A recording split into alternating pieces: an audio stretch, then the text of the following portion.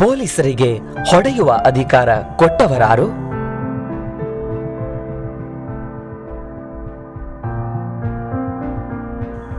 ಸಂವಿಧಾನದ ಯಾವುದಾದರೂ ಪುಟದಲ್ಲಿ ನಿಮಗೆ ಹೊಡೆಯುವ ಅಧಿಕಾರ ಅವರಿಗೆ ಕೊಟ್ಟಿದ್ದಾರಾ?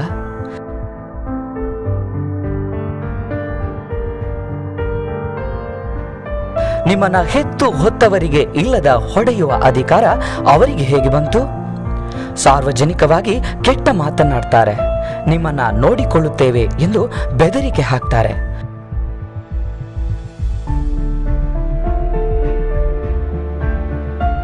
ಕೂಗಾಡಿ ಚೀರಾಡ್ತಾರೆ. ತಮ್ಮ ಮನೋಸ್ಥಿಮಿತವನ್ನ ಕಳೆದುಕೊಂಡಿರುವವರಂತೆ ನಡೆದುಕೊಳ್ತಾರೆ.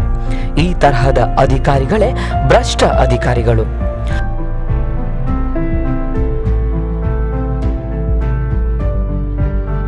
ಅದೆಷ್ಟೋ ಗೌರವಾನ್ವಿತ ಉತ್ತಮ ಅಧಿಕಾರಿಗಳು ಆರಕ್ಷಕರಲ್ಲೂ ಇದ್ದಾರೆ.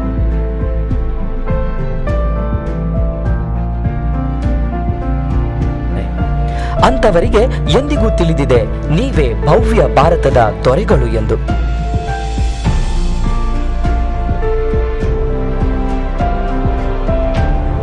ಅಂತವರನ್ನ ಗೌರವಿಸಿ.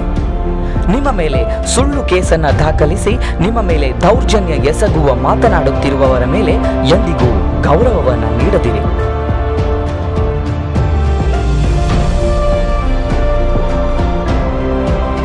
ಅವರು ಕೇವಲ ಆರಕ್ಷಕರ ವೇಷದಲ್ಲಿರುವ ದುರ್ಜನರು.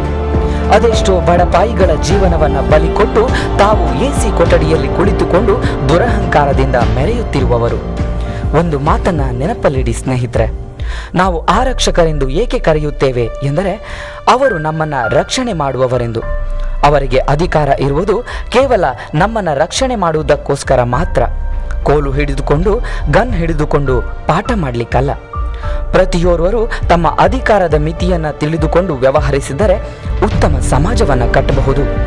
ಇಂಥವರು ತಮ್ಮ ಮನಸ್ಥಿತಿಯನ್ನು ಬದಲಾಯಿಸಿಕೊಂಡು ಪ್ರಜಾಪ್ರಭುಗಳಿಗೆ ತಲೆಬಾಗಿ ನಡೆದರೆ ಸ್ವಾತಂತ್ರ್ಯಕ್ಕೋಸ್ಕರ ಬಲಿ ಕೊಟ್ಟ ಅದೆಷ್ಟೋ ಜೀವವನ್ನ ಗೌರವಿಸಿದಂತಾಗುತ್ತೆ, ಭವ್ಯ ಭಾರತವನ್ನ ಕಟ್ಟಿದಂತಾಗುತ್ತೆ. ಜೈ ಭಾರತದ ಪ್ರಜಾದೇವರೇ.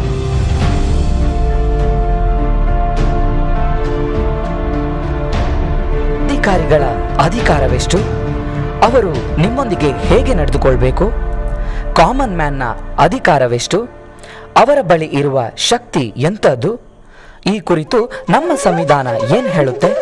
ಈ ಎಲ್ಲ ಕಾನೂನಿನ ಮಾಹಿತಿಗಾಗಿ ಸಬ್ಸ್ಕ್ರೈಬ್ ಮಾಡಿ ಹ್ಯೂಮನ್ ರೈಟ್ಸ್ ನ್ಯೂಸ್ ವರ್ಲ್ಡ್. ನೈಜ ಸುದ್ದಿ, ಸತ್ಯ ವಿಚಾರಕ್ಕಾಗಿ ನೋಡ್ತಾ ಇರಿ ಹ್ಯೂಮನ್ ರೈಟ್ಸ್ ನ್ಯೂಸ್ ವರ್ಲ್ಡ್.